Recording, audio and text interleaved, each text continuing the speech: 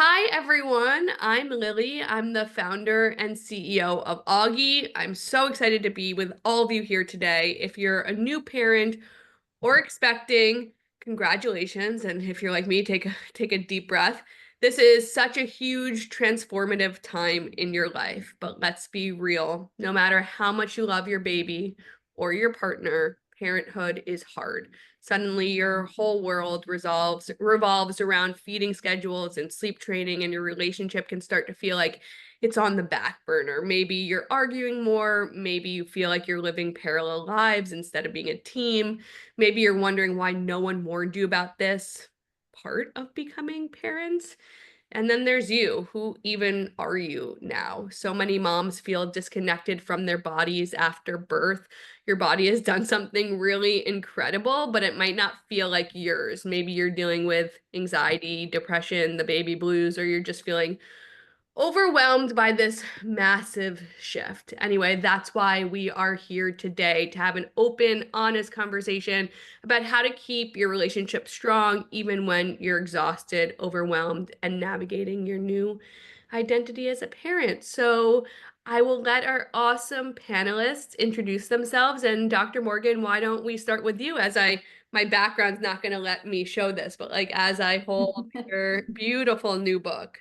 Aw, thank you. Dr. Morgan Cutlip, I'm a PhD in psychology. I've been in the field of relationships for over 20 years now. And I'm the author of two books, one called Love Your Kids Without Losing Yourself. And then the second, thanks for sharing, A Better Share. And that's about how couples can tackle the mental load. And let's see, I live in Southern California. I'm from Ohio originally, and I have two kids who are 9 and 11. Great. Does it get easier? I mean, I always feel like self-conscious saying that it does because Yeah. I live on the internet too much. People are like, "Oh, don't say that. It's not easier for me." I think the problems get more complex, but I feel like I'm more in my wheelhouse Okay. as they're older. And I really like freedom and a little bit of space, and it's much easier to get when your kids are older.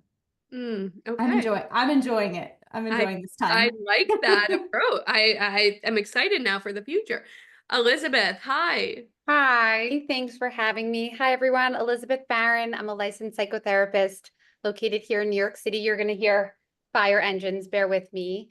I have a private practice here in the city where I see patients and couples in person and also virtually.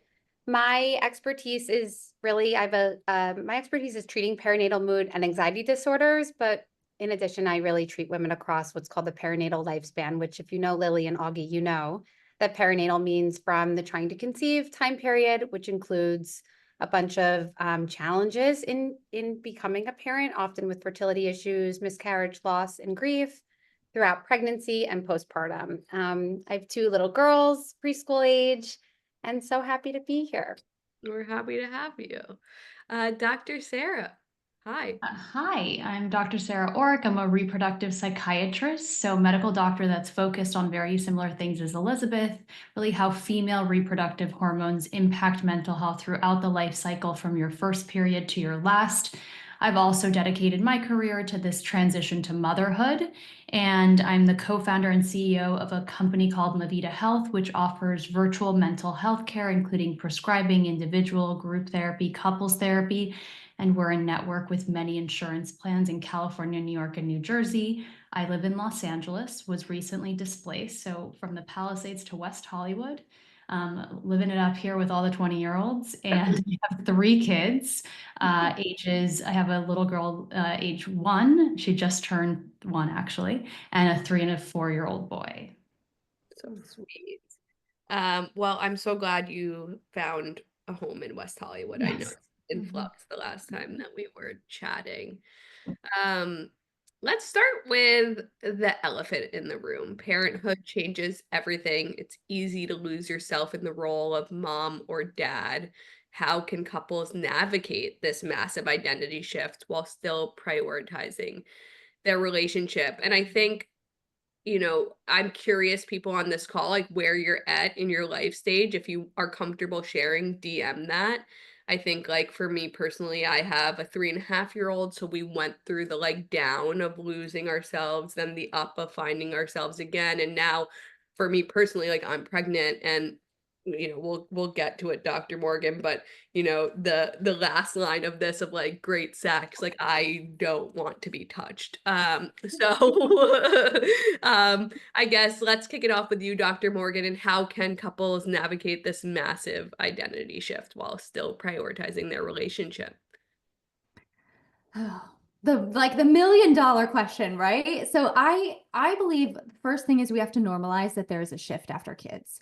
I think the majority of us enter into parenthood expecting something completely different. And even though we know it's cliches, like the babies will bring us closer, it will deepen our relationship. The reality is that time and time again, research shows there is a dip in marital satisfaction after kids enter the picture. It's not forever, it's a temporary dip, but it occurs. And when you look at the research on this, the reasons for this shift are different for if you're in a hetero relationship for men and for women. So for women, it's usually due to this loss of freedom, which I know personally I felt so tremendously. And then the second is the increase in responsibilities, which also very true in my own life. And then for men, it's usually the shift in their sexual relationship and also the increased pressure to provide. And so I think it's really important to go into parenthood, or if you're there now, for you to hear me say, if you're feeling more disconnected, that's totally expected. That's incredibly normal.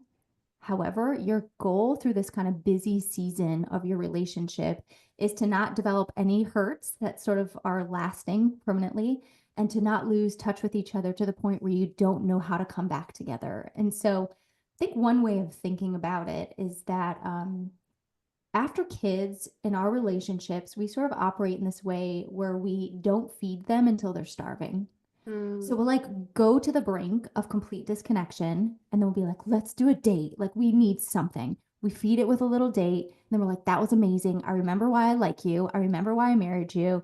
And then we enter the chaos of life again. And then we don't feed it again until we're on the brink. And so try to consider, I know I'm being more broad, so we can talk about specifics, but like, how do you regularly give your relationship little snacks along the way so you maintain some touch points and some connection as you're in this really incredibly busy season? The visual that came to mind is like, during COVID when everyone was like making bread and like feeding their like bread starter the yeast, like just to like feed it daily. Yes. Elizabeth, talk a little bit about like self-identity and changes postpartum and why it affects relationships. I just love listening to Morgan I chat know. because you do such a nice job at normalizing the experience. I think what would be also helpful to add, right, is how much we understand what's happening with mom's identity as it relates to matrescence, right? And this massive transformation that we're going through, which then impacts our ability to not sort of show up for our partner in the same way that we knew how to prior to becoming a parent. And so what I mean is, I'm sure everyone here remembers before having a baby, maybe, like one of the biggest conversations on a Saturday night was where should we have dinner? And now it's maybe who's doing the night feed and who's allowed to shower and who's allowed to brush our teeth first. And so just giving some more, I think, education and again, normalization to what we all know as clinicians women are going through, which in turn comes with a ton of emotional landscape and resentment and a lot of different feelings that I know Dr. Orrick is going to talk about as well. But really helping women know that you are thrust into a new world with these partners, right?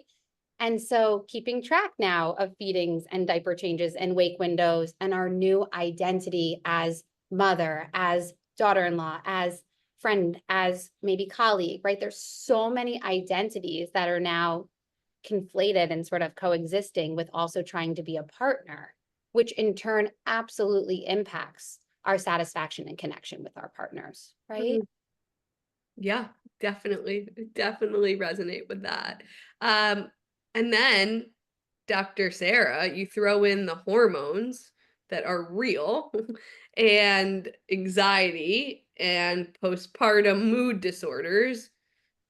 Ho- those things are real, and how do they affect us and our relationships? Well, I think I mean, listen, there's a higher prevalence of these mood issues in women But I also have to say, non-birthing parents, whether you had a surrogate, adopted, or if you're the father in a hetero relationship, or like two gay fathers having a baby, there's still also kind of struggle with this identity transformation.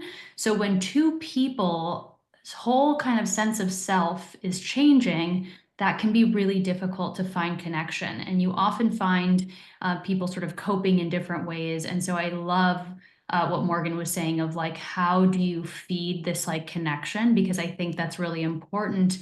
And I think men in a lot of ways feel a lot of pressure around providing, around being the stable rock, because there's so many hormone fluctuations. But there's also brain changes for everyone, more for the birthing mom. There's these hormone fluctuations, which is the biggest hormone drop in your life is in the postpartum. And so that's really insanely significant. And pod body changes. I think it's really a disservice, and I'm sure we'll get into talking about sex, but that the 6-week checkup is like you're good for sex, like that just doesn't make any sense. It's not based on any kind of evidence. Everyone is on a different journey, and I think it's kind of understanding and laying down that framework beforehand so everyone understands what's happening and that sex is going to change and there's going to be a new sexual identity that comes after this period as well for both partners potentially. Yeah, and now more common, I would hope, than ever, people are turning to medicine when they are feeling depressed. I was one of them, and Zoloft definitely impacted my sex drive, and that was something that I wasn't um necessarily prepared for. That hit me in the early days. So on top of everything else that you were saying, it was like also a reaction to a medicine that was changing that in my relationship. Um, so yeah. It sometimes you can make the comp to new parenthood, especially the early days, as this pressure cooker. What are some of the most common pitfalls couples fall into after having a baby, and how can they break out of them? And I'm an open book, and I am happy to share, like, it became like my husband, it felt like, was an employee, and that wasn't a good feeling. And actually, Dr. Morgan said it really beautifully to me yesterday, that like, instead of it, and maybe Morgan, you can share it better than what I'm about to say, but like, talk to us about what you shared yesterday about, like, instead of me versus you, it's us versus the mental load. Oh, yeah. Yeah. Okay. Um, I I know I was like so caught up in your description and your question. I think there's like several common pitfalls that lead couples to this sort of like path of resentment. And one of them is the mental load. And I think what I said yesterday was something along the lines of, you know, really just modern family life is incredibly ruthless and relentless. We have more on our plates than is really reasonable for families to handle. And we're parenting in a way where we're trying to raise children with emotional intelligence, which is Mm, a lot more demanding on our resources, on our patience, on our presence, on our research, all these things. So we're really entering into the season of parenting, which is already challenging for relationships, doing it in a way that is just incredibly taxing on our resources. Not saying that we're doing it wrong, just saying it's a lot on our plates. And so as we approach just one of the things that leads to resentment, which is the increase in responsibilities that tend to fall predominantly on women's plates, that kind of create this feeling of unfairness. I think it's important to approach that as it is us versus the world. So the mental load in our story is our shared villain. And we've got to figure out how we're going to come up against this villain, how we're going to tackle it, how we're going to navigate it in a way that helps us enjoy each other and maintain our sense of closeness and connection. Because I think I shared yesterday, there was like a few weeks ago, I did laundry for 3 hours. I cleaned the kitchen for 2. My husband worked all day on stuff around the house and our taxes and all the things he's responsible for. Went to bed that night. He wasn't done. And I had fresh laundry that needed folded and the kitchen was a mess. Like it is a hamster wheel of demands. never And ending. so, yes. And so, yeah, we need partners who participate, of course. we need a better share of how we handle things at home, but also there's a lot on our plates. And so Yeah. it gets us to a better place if we can really tackle that as a team. Yeah. And Elizabeth, if I had to imagine in your practice, you must hear about parents keeping score all of the time. And I feel like that is a trap that I've personally fallen into. So if that is something that comes up, what's your advice for how to divide responsibilities in a relationship in a way that feels fair? Well, if anyone on this call has heard me talk before, they've heard me talk about couples therapy for this reason, right? Yeah. Like, obviously, I'm so excited now to finish Morgan's book and hear as ways to hand over more practical skills too. But I do think some of the time, the first step is really learning a new vernacular between partners that we don't really understand yet, and we don't have the language for. It really is new language, just like in your world, Lily, right? With Duna and Grocco and ring-a-ma-ding and all of these other Yeah. equipment things. It's a new language. It's a new language, and sometimes we need some support in understanding sort of, how to take that home with us rather than maybe just reading it from a blog post or an Instagram or something like that. The only thing I wanted to add to what Morgan also had to say is in couples, but often also I'm hoping just from this conversation, people can take home with them that really getting curious with a partner about what's sitting with them at the top of the mental load. I think often it does feel like, oh, we don't have diapers or toilet paper. But for so many other women, partners don't understand that what's sitting with us, right? It's more than just keeping the person alive that we're responsible for. It's how are we shaping our kids into kind people? How are we developing character? How are we, right? All of this, and I know Dr. Sarah knows this, puts so much pressure on mom and gives us so much anxiety. And I think sharing this is really hard for moms when we often don't even know we're experiencing so much overwhelm, right? Yeah. I started couples therapy with my fiance, now husband, leading up to our wedding, just because Good. his mom wasn't well, how we talked about it, how we could communicate. And it's taken a back seat these last 2 years, which I need to prioritize, but it was Reached game out. changing for us to have someone neutral to be there for us. And Dr. Sarah, I want you to plug Mavita here because, not everybody is in New York and can see Elizabeth, but Mavita is in a few different states, and you do have couples therapy. We do. We're in California, New York, and New Jersey, and couples therapy is really hard to find. And it's especially hard to find in network. And we are covered by Cigna, Aetna, and most Blue Cross Blue Shield programs, and that's growing. And so I'm really thrilled to be able to make that more accessible because I think sometimes it simply gets too expensive, right? You're doing individual therapy, you have to decide whether to budget for the couples therapy. And I agree that couples therapy has been misinterpreted often as being like when you're on the brink of divorce or things are really, really bad.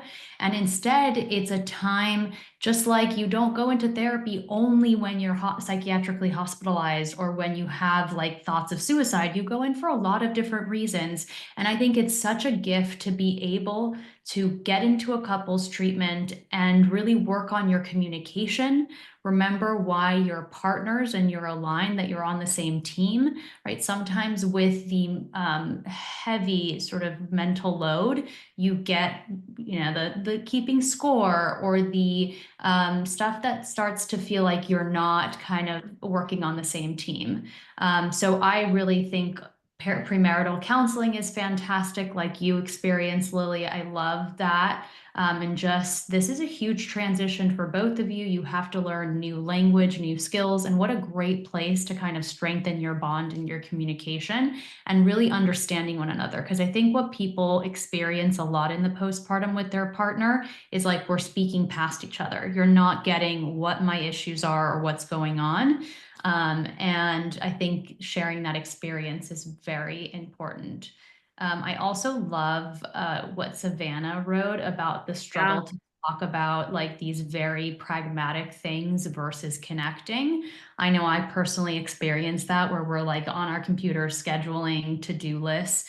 And that's really hard when you're trying to kind of take care of the bare essentials. How do you then go to like hey, how are you doing? Like, let's take a breath. But I think there's places and rituals that you can do that. Maybe it's when you both get into bed, or maybe it's when you have coffee in the morning. Like, is there a time where you can come together and it's not just task oriented? It's more of like a check-in, really, like, how are you? What's going on? Yeah, I love that. Deprivation plus stress plus the mental load equals Not communication. good. And I mean, Yes. there's no other way to say it. Um, and something that I've learned through some of these virtual events that we've had with amazing experts like you all is the timing of when you choose to bring things up with your partner is so important. Like maybe the end of the day when you're folding laundry and like both exhausted isn't the right time. And something that I haven't put into place yet, but that I'm planning to do is, and it's coming out of one of these sessions, is a one-on-one with my husband during the week. So Yeah. it's like we schedule that in our calendars, we prioritize it, we treat it like a meeting we wouldn't miss with a colleague. And I'm in the process of building out an agenda. And I don't know if it's going to work, but I feel like it's giving me like the ability to take a deep breath to know that I have that plan in place. So I guess for you ladies, obviously you're all experts, but you're also in relationships, you're also moms. How can couples navigate difficult conversations without turning them into fights? And maybe what are you doing in your households that we can do? Can I add something to what you just said? Please. Like, so at the end of my book, I give an agenda for that Oh, meeting because that's one of my takeaways. And so there's like a QR code, you can print it out. And I just want to add this one piece. There's like so many benefits to having yeah. the meeting. Okay, I'm gonna give 2 benefits. Um, 3 benefits actually, and I'll be fast. So one is that couples do struggle to have these difficult conversations. I talk about in the book how can we talk? There's like a can we talk phobia. I think in part because when we hear that in our dating years, it means we're breaking up. And I think there's a lot of other reasons why we have this sort of resistance to kind of these entering into these difficult conversations. But when you have a regularly scheduled time to talk about your relationship, it helps you practice having these conversations and it takes some of the intensity out of it because it just starts to become a natural rhythm in your relationship. The other thing is that women tend to carry the responsibility for managing the emotional labor of the relationship. Yes. It's Sorry. such a big pain point. I know it's such a big pain point because we're not only managing everything else, now we're like, am I the only one who cares about us? And that gets incredibly frustrating and is a major source of resentment. And so when you share this time and you know it's on the calendar, you are sharing some of the emotional labor of caring for your relationship, which is huge.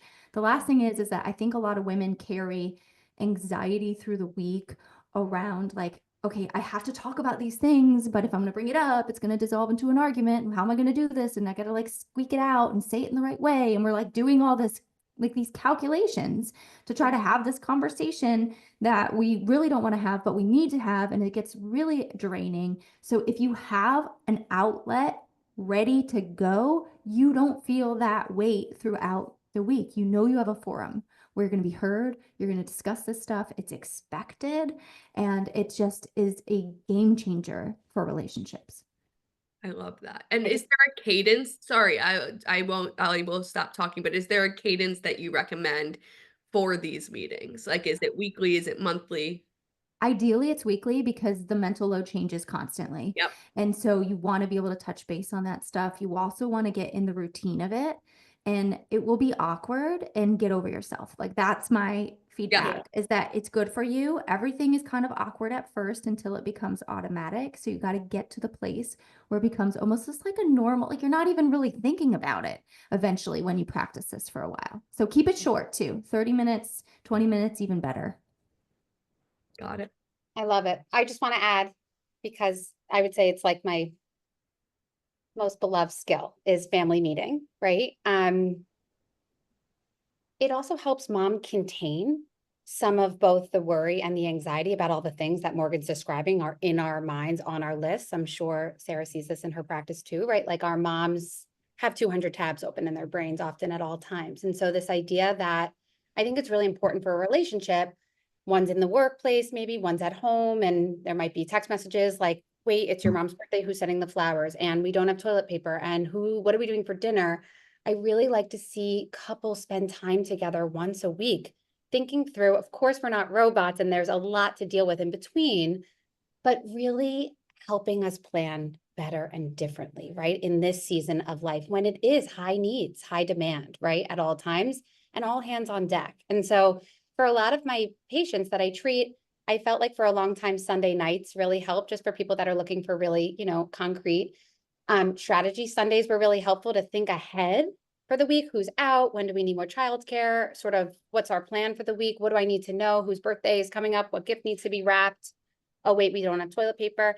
But for a lot of my parents that I treat that have older kids, I find that like a Thursday night before a weekend actually can be super helpful and cathartic too, because it helps you prepare and anticipate the weekend ahead, of course, with all the things happening with multiple kids. And also another chance, here's like, tip for how to connect better, of what's happening in terms of self-care and our own needs that need to be met also over the weekend, so that we, mom and partner, sorry about the noise, but No, the city agrees with you. I need my window open today because I'm not outside. It really gives you a chance to say, Saturday morning, you're sleeping, I'm working out, we haven't gone on a date in a month. Let's schedule that together during that meeting. I just think, if you've ever been in a corporate job before, we've all had status meetings. So why don't we have them with our partners to help us feel more in control, right? So anyway, just some food for thought to be thinking about. I have to mute. Sarah, pass it to you. Sorry. What was the question? It was like what you do it. Was how to navigate difficult conversations without turning them into fights, and potentially tips you use in your own relationship as an expert, but also a mom. I mean, I grew up with a mom as a psychologist, so I continue to turn to her for tips because she knows how to emotionally regulate in a way that I do not. Yeah, I think it's challenging. I've actually learned those skills, believe it or not, from couples therapy, because especially during high stress. So, for example, like the displacement we experienced, and just like generally this year has been really hard. Also, with all of the kind of more macro events, I feel like I absorb a lot of these things. And listen, a lot of it feels, there's like this archetype of like white male oppressor everywhere. And so I think there's something more strongly that women are feeling like, I feel Like our rights assault. are being taken Yeah, away. it feels like an assault. It feels like if anyone has ever experienced a sexual assault and kind of like the aftermath, that's what this administration feels like. And I think what's hard about that for me is like so much was bubbling up, and I was like, did you hear this? Did you hear that? And like this energy that my husband's very much like, he's much more logical. He's like, I want to just put one foot in front of the other. I can't deal with, like, I can't fix what's happening in Washington, but I can do what I can for our kids, figure out like our insurance, where we're going to live. And that was really hard for me. And so just these last couple of months, like it's been figuring out how to contain, but then have those moments in a meeting. My husband is also a founder and a CEO, so he's very much loves like an organized meeting with a to-do list.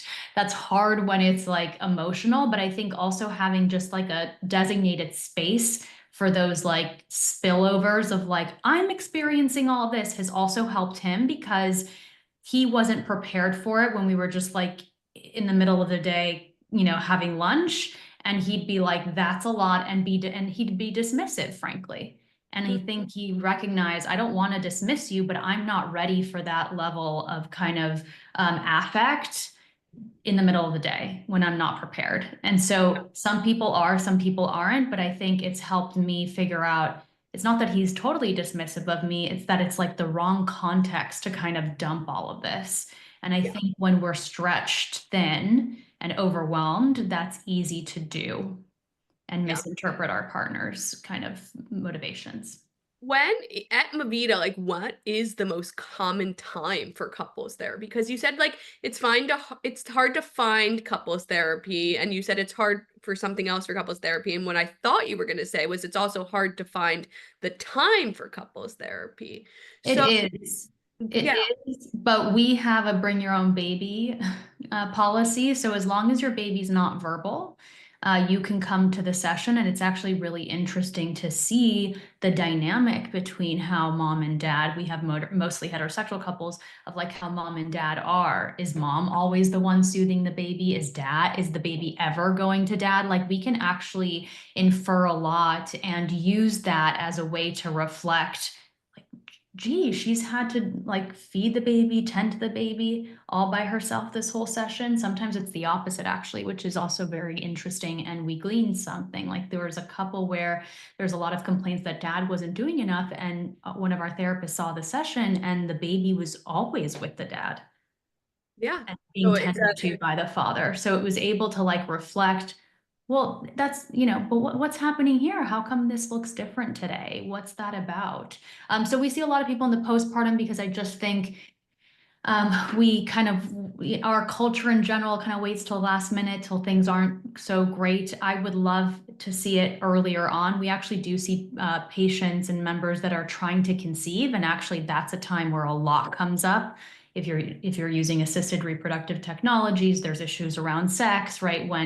When sex hasn't worked to produce what you want, which is a baby, what that kind of hit can be to a relationship is significant. And there's so many other things. Pregnancy loss is one where I love to see couples come in, because that can be such an isolating experience for the person who carried the baby, and often feels like that happened to her and not to a couple. But there's many examples, but I wish we could do some more preventative work of like, let's set up the scaffolding for a really good experience. Well, you can in conversations like this right now. Like, if you're expecting your first baby, check out Mavita. Yes. Or book an appointment with Elizabeth, because And Well, like, yeah. oh, And Sarah. frankly, I understand why people leave it to the last minute or when things are really bad, because it's like, it's not accessible. It's not affordable. Like, Right. But it's also, like you tough for said, that. the reality that people believe that you have to be syncing in order to reach out for support versus getting ahead and feeling preventative. From a mood disorder perspective, I know Sarah and I both know this, like, we can help to prevent PMADs, right? And for those who don't know, perinatal mood and anxiety disorders, they begin 50% develop in pregnancy. And so if we're in treatment, absolutely, Lily, you and I have talked about that at length. I just love to educate. And when we have a chance to tell people that, you can reach out then too. It doesn't have to be in the postpartum once you've met baby, once you feel like, mom's having an affair with baby and not paying attention to dad or partner, right? So like, let's get ahead of this, just like all the other ways that we're trying to educate parents. So yeah, and Dr. Morgan, a question came in, and I feel like you do talk a lot about resentment, and maybe you can start by answering, how do you work on making sure your tone is coming from the right place? Because I often feel like if you're feeling resentment, the first place that comes out is in tone. So what can we do there to communicate more effectively? Yeah, I think every relationship sort of issue, you have to look at two pieces. So one is kind of the within. So how am I as an individual showing up in my relationship? And then the other is the actual dynamic between, you and your partner. So the tone thing is a within thing. That's something that you have to own. You have to have a little bit of self-insight. You might need to slow down. Kind of, how am I doing right now? How's this coming off? I cannot tell you how many disagreements my husband and I have gotten into around tone. It's actually a big one. And I find it almost feels like this is universal experience, where when women are really overwhelmed, we have an intensity. I'm broad stroking this big time. Okay. So yeah, bear with me, but Yeah. we have an intensity. We have an intensity, and it's scary to our partners. A lot of times they want to avoid it because they want peace and they want, don't rock the boat. And so when we come in with this intensity and this tone, a lot of times it ends up sort of delivering an outcome we actually weren't after. So I'll just give like a couple of quick things. One, you just have this awareness. That's the first piece. So you might need to kind of soften, take a pause, take a breather, kind of work on regulating a little bit before you deliver whatever it is you want to say. And if you need to, focus on, what do I want the end result to be? And what's the path that's going to get me there most efficiently? So that can be your motivator. Another is something my husband and I do regularly. And this came out of, it's funny because he always would say he's a straight shooter. And so he would deliver his information in this very assertive sort of way. Like, I'm a straight shooter. It was like a bragging point. He was really proud of this. And it sucks, honestly, to be on the receiving end of a straight Yeah. shooter. And so as I talk about this in my first book, as I was working on becoming a lot more assertive in my relationship, I figured straight shooter can handle another straight shooter. Turns out not so true. Too I negative. remember. Yeah, no, you cannot. You can dish it out, but you cannot take it, sir. So I remember like sort of being pretty direct and him responding with, "Are you mad at me?" Yeah. And so we had to make the shift. And so something that I do specifically around the mental load, we both do it now, is we frame the intensity.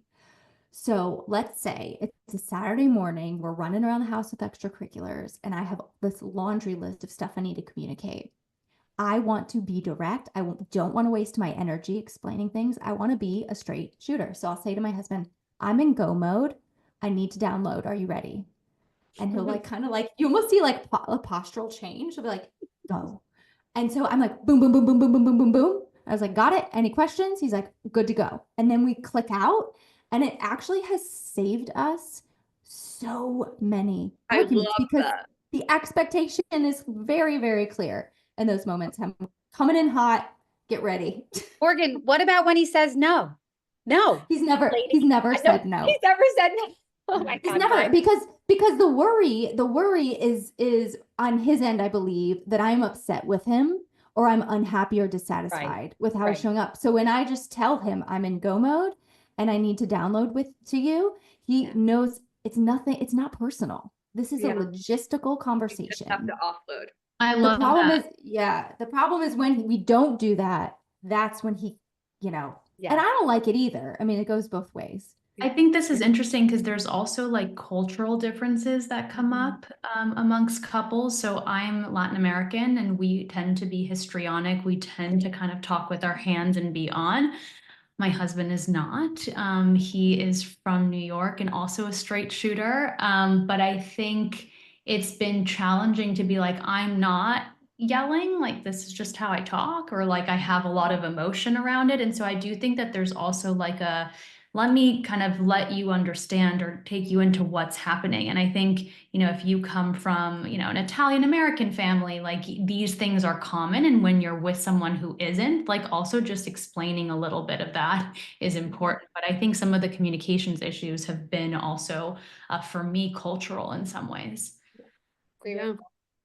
I would just add it, and on a personal level from how I was mocking you, Morgan, about when he says no, right? In our house, there often tends to be sort of like what, as therapists, we all pay attention to nonverbals, this feeling of like, are we doing this right now or are we following the fun? And so in our house, we do a sort of like, are we doing or are we being right now? And what we're doing, get ready for the list. And if we're being, we're sitting on the floor and we're choosing magnet tiles instead of the list. And so I think sometimes giving partner often some choice too, in like, I'm going, are you with me, is a really good first step and question to assess for like productivity and connection, Someone just brought this up in the chat, and she said I had to do a lot of unlearning of what was normalized in my household by my parents. And Yeah. let's get into that a little bit because I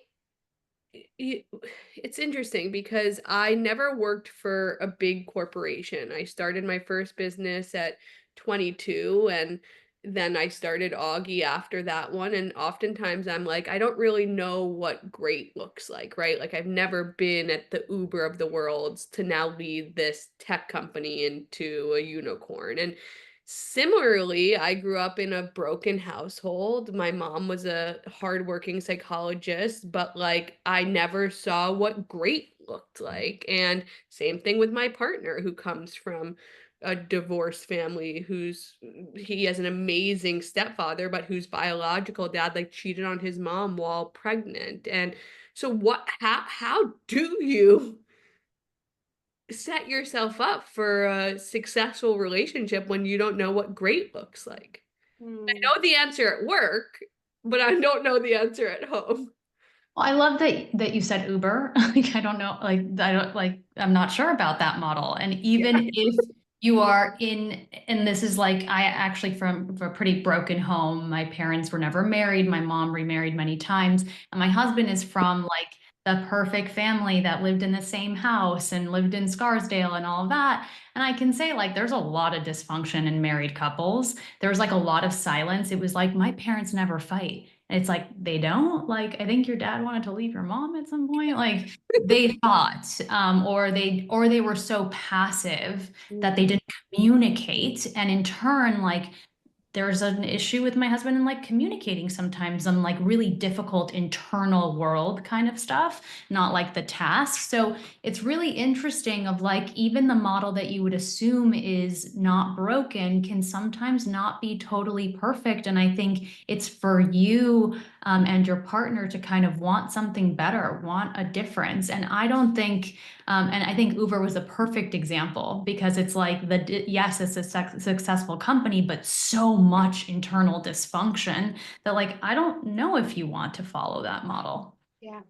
I would just add, I so agree that is there a commitment to doing it differently together, right? There's a clinical paper called Ghost in the Nursery from back in the day that, has taught me so much when it comes to perinatal treatment, which helps us understand that when you're there, for everyone listening, it might be someone who's not on screen, like rocking your baby in the nursery right now, right? We are flooded in the postpartum when we meet our babies with ghosts, with trauma, whether it's capital T, lowercase t, our own experiences of coming from a household that bring dynamic, that bring culture, that bring trauma, right? That bring loss, grief, and also often a lot of joy and memories and bliss and happiness. And sort of like what an important but overwhelming job we have as mothers and as wives or partners in reconciling this process between what happened to us from our childhoods and how we want to do it both different and often bring some of the good stuff with us too. And I'm going to argue this is one of the most like near and dear parts of the treatment that I get to do with moms each day, right? Where women have a hard time talking about the ways in which their homes have, to your point, who wrote in, I think Louise, right? About unlearning or sort of these patterns in the way we think or how we feel or how we do things and how we show up for people, not just ourselves, but friends and all the identities. And so think about this idea of ghosts in the nursery. And honestly, as homework, I would go home if this isn't something you've ever brought up with your partner and think about the ways in which you want to sort of recommit to each other to doing it differently and the ways that you do want to bring certain traditions and memories with you too. So, and if you need help, reach out for help. That's what we're here for, right? Because these are really hard, deep conversations. Yeah, and Go ahead. there's also like self-discovery in all of this. Like my husband realized, oh, he has a brother. And I think they kept the kids, even though they're only 3 years apart, kind of playing in separate places because the parents were too exhausted to kind of deal with the fighting and the like intensity between Rivalry. the rivalry. But I think in some ways it didn't let them be as close as probably they wish they were. And my husband's like, okay, I want to change that. I know seeing the boys fight is hard, but we want something different. We want our boys to be closer. But even sometimes when I bring up, like, you say you're close to your brother, but you guys never talk, like what's going, it's like a really kind of vulnerable place for him. But I think it's like, okay, we're confronting things that maybe we didn't even look at before and thinking about them and what we want different for our family. Oh, Yeah, agree. I'll just piggyback on what you both are saying, which is all so, so important. And I think, it's the cool part about being grown up and having a Yes. family of our own, which is that we get to write our story. Yeah. And I think counseling is really powerful in here, or individual or couples counseling. Some courses will cover some of this stuff, but that individual work is so key, which is exploring, what are sort of like the templates that I've absorbed throughout my lifetime as I've grown up from my family, from my caregivers, from my, that are really now playing out in my adult life. And a lot of these templates don't come to the surface until we become parents. So it's like we may have been married for many, many years, but this stuff didn't really surface until after we had kids. And it comes as a major shock. And so couples really have to kind of like sit with this, have a little insight into like, Yeah. how was, love shown growing up? What am I wanting to do in the family that we create? How is power dynamics handled? Like all these different nuances of family life that start to reveal themselves in our own family. And as you talk about it as a couple, you can think about things like, what do we want to repeat? What do we want to repair? What do we want to completely remove from how we build our family? And what do we want to add into it? Because we get to create our own story. And we have so much agency in doing that. And it's going to require some excavation potentially, but we have a lot of agency in how we move forward. And don't be surprised if you notice things about your partner and vice versa that maybe you're not totally clued into. Yes. And I think being kind and soft in the way that we approach them is kind of important. I think even if it's true, when you hit someone over the head with like, your parents are cold and I don't want us to be cold with our kid, like that's, you're in some ways, you protect and idealize your parents sometimes. And I think it can be really hard in this transition when things kind of start to come to light. Definitely. I would just add there that in the kindness, empathy, right? Like, so when you learn this and you recognize this about your in-laws, for that example, and you want to interpret it to your partner, can you first empathize with the fact that maybe partner came from this kind of household? And in turn, it makes sense that you struggle to communicate effectively, or they struggle to show love and affect and connection with the kids because nobody modeled it. I mean, like this is the good stuff, right? This is the powerful stuff that changed the trajectories for healthy family lives. And so I'm totally with you. So empathy. I feel so lucky that I get to be the one in this seat on conversations like this because so many of these virtual events we're hosting are seriously healing for me. And I'm learning two things from this that I just want to reiterate, which is I'm hearing what a gift it is to be able to choose the childhood you want to create for your kid and build that alongside your partner. But Dr. Oric, something that you said was like, what if a dysfunctional household actually taught you more about what you don't want that a quote unquote perfect or stable household could teach you what you want to replicate? Because maybe I don't want my son to have a broken household, but maybe in my experience, I'm actually in a better place being able to say, I didn't have that, so I want X, Y, and Z. Or And also what your mom gave you, or, was, there can be individual strengths around that. Like, even though my mom had a lot of marriages and instability in her romantic relationships, she provided a lot of stability for me emotionally. And that was a gift. And I come from like a broken family. And yet, I think there's strengths in every kind of experience. Obviously, when there's neglect and actual abuse, that's different. But in these ways where our parents also kind of, for the most part, do the best that they can. Yeah.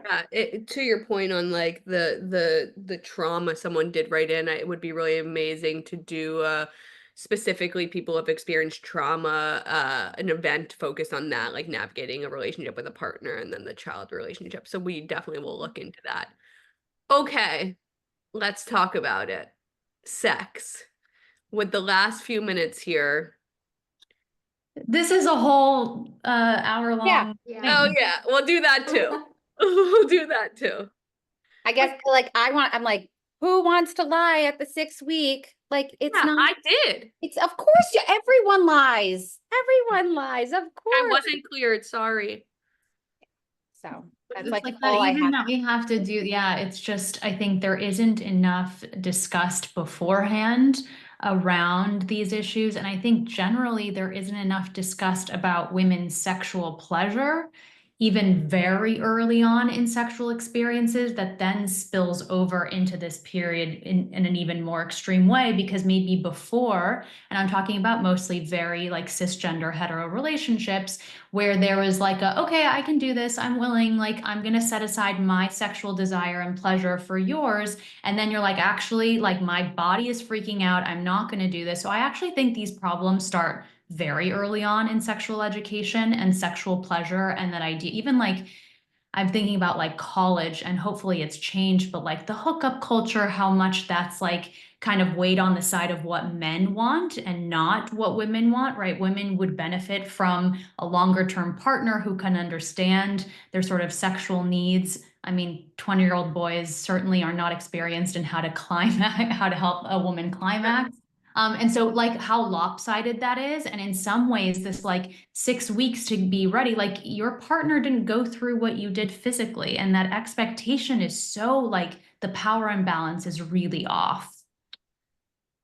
How can, and again, this is a personal question, but I think it will relate. I have guilt around like Yeah, not doing it enough. yeah.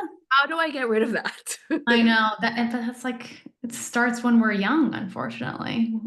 Yeah. And I And would just say, any Lily, right? advice? Like, are there other ways to connect? And are you Yes. talking about that and saying, I want to be able to do this thing and I physically can't tonight? And so are we ordering in? Can we hold hands on the couch watching a movie? Listen, it's not perfect. It's not perfect for them. It's not perfect for you, but is it still connection in a different way? And does intimacy shift? Absolutely, as we become partners, and knowing not forever that you'll feel like this, but talking about it is essential, which Morgan pointed out, like awkward for some couples. But it opens the door, I think, for conversations around sexual desire and curiosity around what turns you on, what builds for you through the day. And for many men, it's spontaneous. I think like 85% of them just see a naked body and there's an erection and it's like, I'm ready to go. But for 85% of women, it's not. It's about Like a what clean happens kitchen and outside. folded laundry. Right, right. That's exactly right. And so it's talking about that of like, you know what turns me on? Getting that some of that mental load off of my plate so I Yeah. can actually have the space for desire.